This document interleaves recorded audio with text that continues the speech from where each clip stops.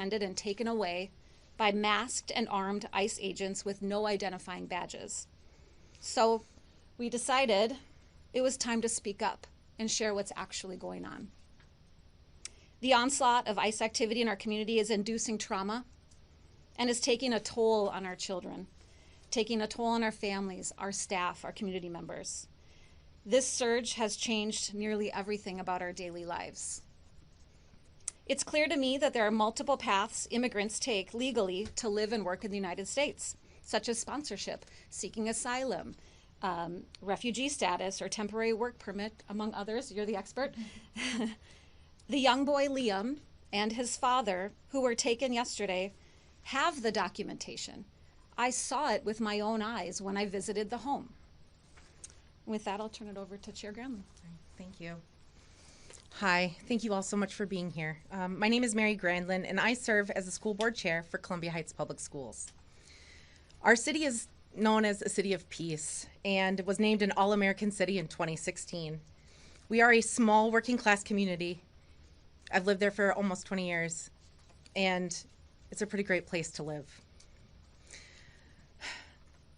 And our children should not continue to be surrounded by masked agents brandishing large guns in our neighborhoods and at their bus stops. We want to thank our community and the staff for all of the extra time and energy they've been dedicating to our impacted students and their families on top of their everyday duties. We're lucky to live in a place where the community has wrapped their collective arms around our neighbors. From elected officials to clergy to teachers to community leaders to moms and dads and uncles and aunts, and big brothers and big sisters, and our local police department and first responders. Everybody has worked really hard to continue to make Columbia Heights as safe as it can be during this time. But we've also learned who keeps us safe, we keep us safe. The sense of safety in our community and around our schools is shaken, and our hearts are shattered. And honestly, at the end of the day, children should be in school with their classmates. And we want to focus on the purpose of educating our children. That is why we are here. That is why I was elected. Our schools and communities must be safe places for children and families to thrive. And we need a diplomatic pathway out of this situation. And we are seeking a peaceful resolution, and we need your help. Because at the end of the day, we have whistles, and they have guns. Thank you. We'll take time for some questions now, and if you can ask who you're directing the questions to. Again, Mark, Mary, Zena, so that we can each respond appropriately. Mark, can I ask you a couple of things? One is, I wanted to just put in your ear, I don't know if you heard this, what J.D. Vance said and the way he described what happened with this family. He said that he went and looked up and researched what happened. He said, what I found was that a 5-year-old was not arrested, that his dad was an illegal alien, and then they went to arrest his illegal alien father, and the father ran. So the story is that ICE detained a 5-year-old. Well, what were they supposed to do? Are they supposed to let a 5-year-old child freeze to death? That's how he described what happened. What do you think of that? Well, first of all, what I'll do is we'll tag team on this answer. So I will answer that, as I said, these are not illegal aliens. They came properly, they came legally and are pursuing a legal pathway. So that's just not accurate. As far as what actually happened, I'll turn it over to Mary. Yeah. So I was on my way to get my own children from school, and I heard the commotion and saw all the people. And as I got out of my car and came around the corner, I heard, "What are you doing? Don't take the child." His mom, like, there are people here that can take him. There was another adult who lived in the home that was there saying, "I will take the child. I will take the child." Somebody else was yelling. They saw that I was there and said, "School is here. They can take the child. You don't have to take them." And there was ample opportunity to be able to safely hand that child off to adults.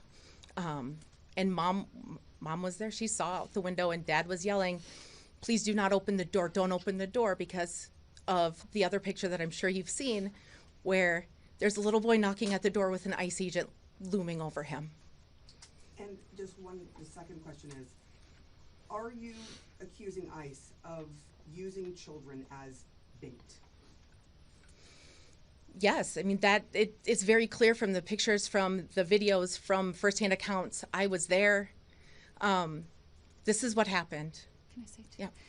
Yeah. One thing we know to be true, because again, we've had 4 students taken, and at least one of our 17-year-old students who was taken, when she cracked open the door, the agents pushed their way in and then apprehended the child and whoever was else in the apartment. So it's been, unfortunately, over the last few weeks, pretty common knowledge about not opening doors because they're pushing their way in, or I'm sure you've all seen multiple examples of like not tearing down doors, which is something that we had happen in Columbia Heights today at a home of 5 of our children.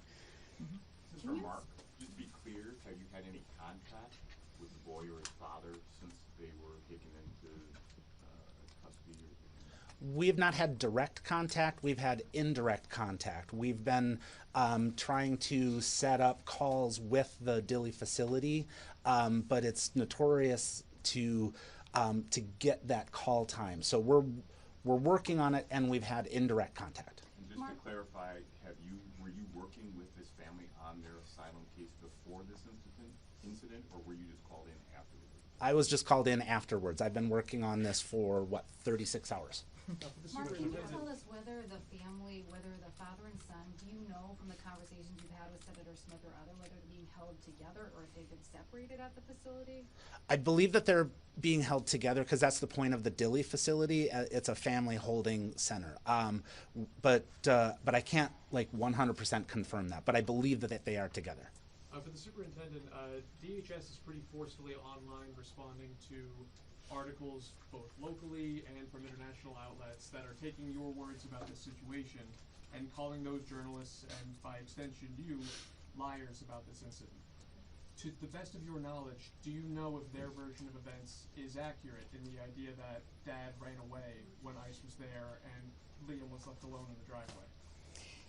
So I haven't seen any of those articles at this point, so I don't have that background. I will say there were when I arrived on scene shortly after Mary was there were several people on scene. So when I exited my vehicle, I immediately said, "Where's the child? Where's the child?" That's what I was there to do, is to collect the child and return them safely to school. And so there were people there videotaping or videoing it. I wasn't there. I would perhaps... Our local officers in Columbia Heights Public Schools, they all wear body cams. So perhaps the ICE agents could share their body cams or review their body cams, and they can actually show on video what happened. So we have photo, there were bystanders there, we have video. Follow-up question to that. DHS in a statement said that the mom refused to accept custody of the child and that the dad insisted that child go with him. Have you had any communication with the mom to corroborate whether she did say she wanted to keep the child, or if what DHS is saying is true, that she refused to accept custody of the child in this situation? So when we entered the home, it was really to provide support to the mom. She was obviously very distraught, very terrified. It wasn't an interview type situation for her. We were just there to provide support. I've heard that the father perhaps, I've heard that there's accusations that he perhaps fled. Everything I've heard is that he was handcuffed in the driveway. And what we saw when we arrived on scene was the father's car in the driveway still running. Mm-hmm. So the car wasn't turned off. So, and then just a quick question for Mark. You said that they legally came to the United States or are applying for asylum. What year was that when they came to the U.S.? 2024. And is that the entire family or just Dad and Liam? Well, right now I'm focused on Dad and Liam. Where originally are they from? I'm sorry? Where are they from? Ecuador. Question for each of you, if it's okay. Mary, if I can start with you. Nicole Scango with CBS National News. It sounds like you were saying school is here when you first saw ICE agents taking the father into custody. Were you agreeing to accept the child, and can you describe the scene in which other adults were ready and able to take that child? For sure. So when I arrived, another community member, again, we're a very small community, so we know we know our neighbors very well. And somebody else saw me and said to the agents, "School is here. The school is here. They can take him." And I said, "Yes, I'm here. I am here. I can help with that." You offered to take him, and you saw ICE agents drive away with Yes. the 5-year-old boy. Yes. And then I held another community member in their front yard sobbing. Liam's they mother say was anything to inside you? the house. Did they, like, when you asked them why they were doing that, did they say anything, talk to you? So, I don't remember if they did say anything back to me. There was a lot of yelling, and there was a lot of people, making a commotion. And so all I can speak to is the part that specifically that I heard and my response Sorry to to that. clarify, Liam's mother was inside the house. I believe so, yeah. Okay, Did and the she question- say she wanted her child? Was she clearly, obviously saying, just leave him with me? Again, I was not at that door when that was, as they were putting him in the vehicle and leaving. So. Question for Mark. DHS officials have said that the father abandoned this child. How does that differ from what your understanding is? You said that they were being held at Dilley. What is your understanding of the conditions in which they're being held? Do you know if Adrian Conejo Ramos has any sort of criminal record to speak of? I understand you were saying he was in the asylum process. Sure, I'll take those in reverse order. To my knowledge, I looked through the Minnesota criminal database and found nothing. So no, there's no crimes here that the family has ever done. And just to go back, so they are, again, Dilley is a family detention center, and I don't know the exact conditions. We have people that are going to be going and trying to visit them there to You check think they're being held together, but you don't know for sure. Correct. I do not know for sure. I'm assuming so because the federal regulations require that. So I just have to assume that they are following those regulations. And just lastly, for Zena, you described how 4 different children have now been taken into custody by ICE from your school district. Correct. What is the feeling right now among students, among parents, among teachers? And can you describe the scenes that you alluded to earlier of ICE agents in parking lots and circling school buses? Sure. ICE agents came onto our property, our high school property, yesterday afternoon when we were preparing to speak. And obviously we have school district video of that. My understanding is they were on site for about 10 minutes. And what they did is they came into our parking lot and then went into, we have an enclosed loading dock. So you sort of have to go under a portion of the building, which they did, to an enclosed loading dock. There were some staff members out there, some admin, who spoke with them and asked them if they had any business there. And eventually they left after about 10 minutes, though. And so unfortunately, right above that loading dock, there's a large bank of windows. And a lot of our students were up there and saw it. And so I think there's a video, some student put something on social media. Watched ICE agents Yes, outside their yes, school. because it happened during passing time. So students were in the hallway. Question for Mark. What are the odds that they're able to come home even if they continue to face some sort of legal scrutiny over their asylum case?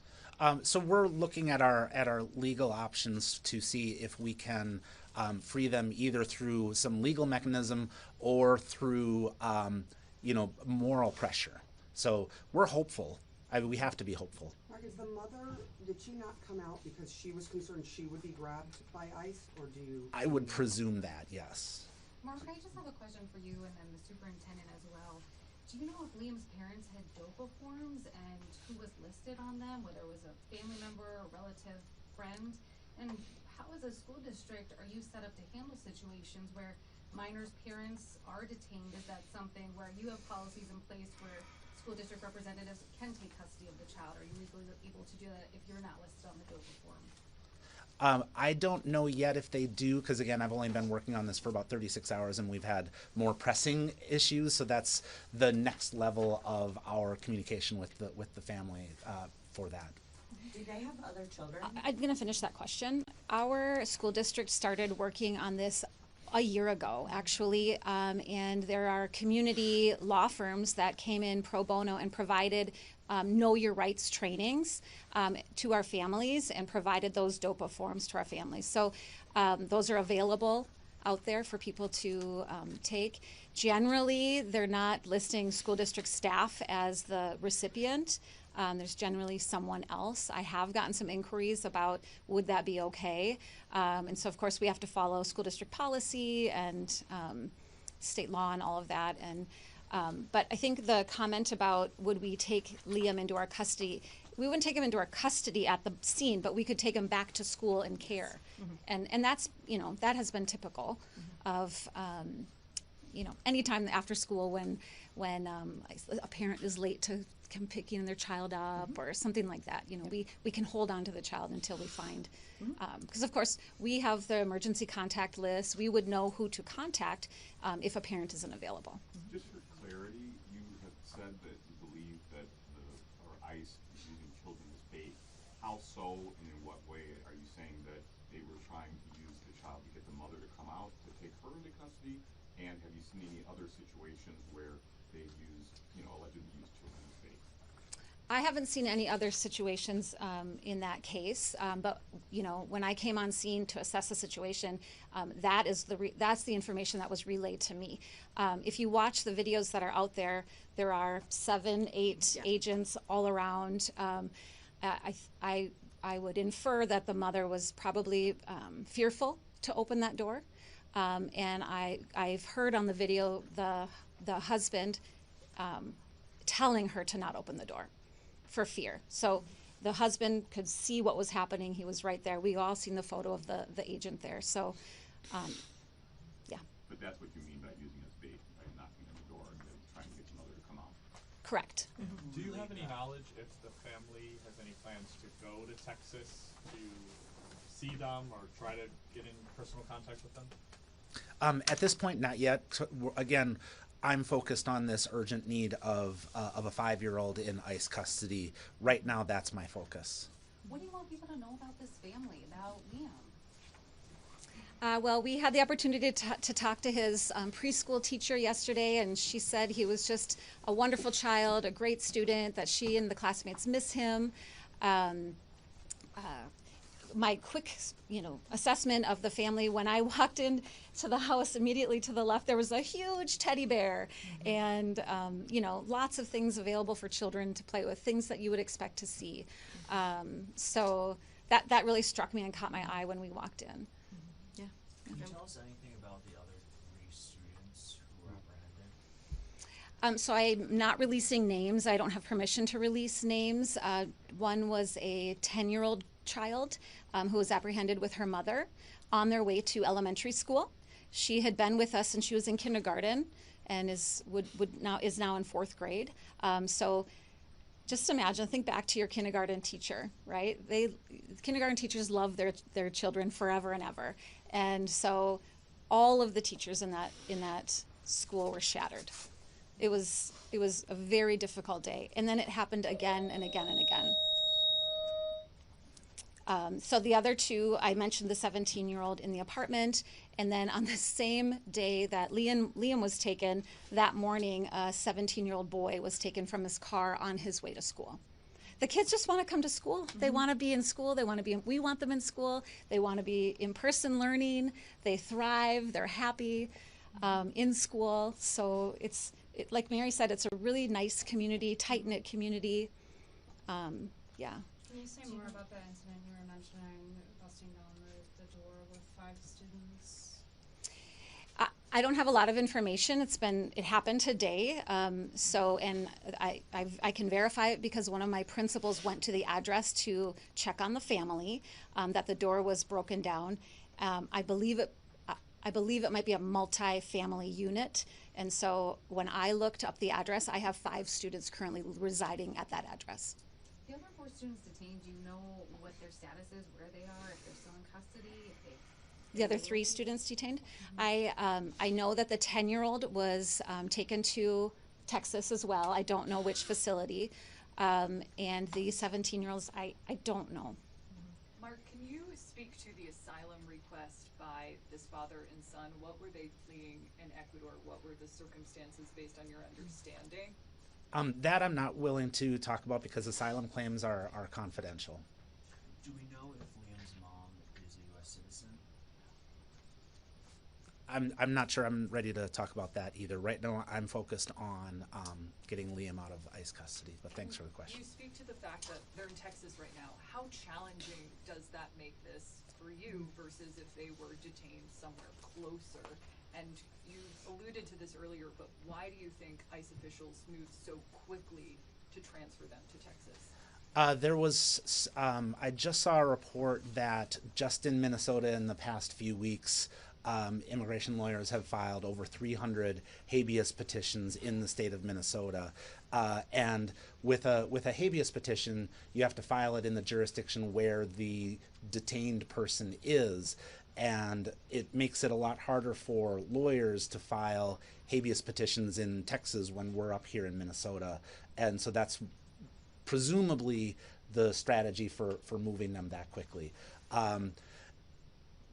When I'm dealing with the courts, I can work with the courts from a distance. But when I need to communicate with my clients to talk them through the process, that's where it gets difficult. So if they live in Texas, that's fine. I can communicate them by phone, Zoom, email. But when they're detained, I'm at the whim of the detention facilities controls about when and how long I can talk with them. Have you already filed a habeas petition? No. Or do you plan to? That's part of our legal strategy. We're working on the best solution for them. Can you talk about some of the kids? Can you talk about some of the kids? Like, what are they asking the teachers? Are they noticing their classmates' absence? What are they asking you guys? So we are trying to provide a normal school day as best as we can for children. It is challenging. There are children who are absent. The other week, I had to direct staff to hold indoor recess instead of letting children out because there was ICE activity. And of course, now there have been gunshots in the state of Minnesota when there's ICE activity. And so if it's happening near our playgrounds, I will bring them in so that there's no risk for our children. So I went over to that school and talked with some of the kids, and I did have a child who was maybe 4th or 5th grade say, "Are we having inside recess because of ICE?" And so even our youngest children are aware of what is happening all too well. I mean, they see it, we see it far too often on a daily basis in our community. Superintendent, I know that we've talked about the Vice President's comments here, but while he qualified it by saying he knows that it's always a difficult situation when a child is involved and mom or dad are both, in his view, need to be arrested by law enforcement. He acknowledged that's tough, but he also effectively said that he didn't have a problem with how this went down once he did research into this specific issue. What would your response to him be if he's listening to you tonight? We've had 4 children taken from my school district, and that's far too many. That's 4 too many, right? We would like to focus on teaching children and providing learning opportunities for children. That's our main focus. So I don't get into the politics. We really just want children to be reading and writing and learning science and all of the subject areas. And so that is what prompted me to speak out, is because I had heard that the approach was supposed to be targeting hardened criminals or violent criminals, and that they weren't targeting children. But when I see them at bus stops and circling my schools, like up and down the street, I have seen it with my own eyes, the same people.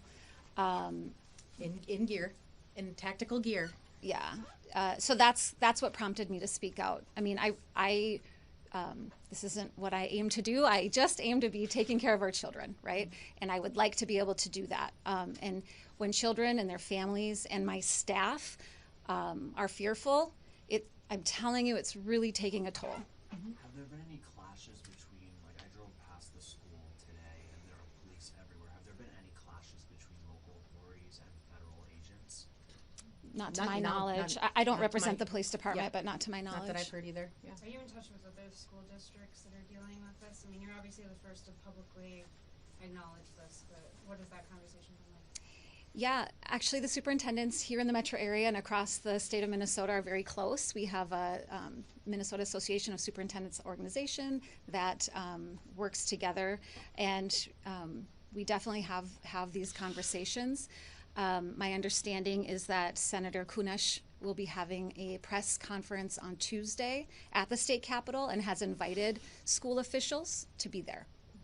Superintendent, you talked about keeping kids inside during recess because of ICE activities. We've heard, parent patrols outside of schools. Can you talk a little bit about what's going on outside of your schools during arrival and dismissal times? Have you had to call in local law enforcement to help with that? And also earlier this month, the governor said that he was considering whether there should be a state presence at schools to help ensure students get to and from school. Is that something that you would want to see the state take action on? And I'll just say that'll be the last question. Thank you, Kristen. So I communicate regularly with our local law enforcement. They mentor and coach our basketball team. They have open gym with our students. They do cooking competitions with our students. So we're in regular communication, and they're very supportive. And at the same time, we understand what the line is, local police department versus federal immigration, right? They're around because we have a youth outreach officer whose office is in a city-owned portion of our gym, I guess is the best way to describe it. So they are around on a daily basis. Particularly our one officer, who is a graduate of our high school, by the way, very proud. With his therapy dog. We do have parent volunteers who have, of their own accord, chosen to be more present at arrival and dismissal. We also have had a number of staff who, again, of their own choosing, have been more present at arrival and dismissal. And as for the governor's proposal? Last question. Yeah. Just in terms of the piece about earlier this month, the governor suggesting a state presence, is that something you would welcome? What I'm requesting is a peaceful resolution to this situation.